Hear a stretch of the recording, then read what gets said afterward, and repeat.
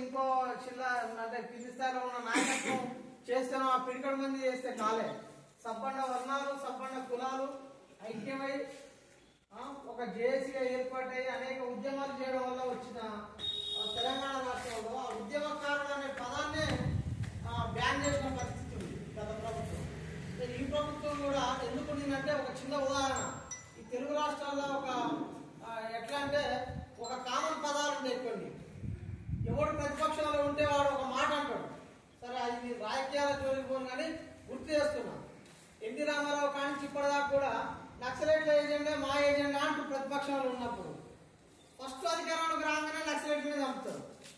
అదే క్రమంలో ఎవడే ఇక్కడ ఏమున్నది తెలంగాణలో 2 పదాలు వాడిండు రేవంత్ రెడ్డి అధికారంలోకి రాగానే.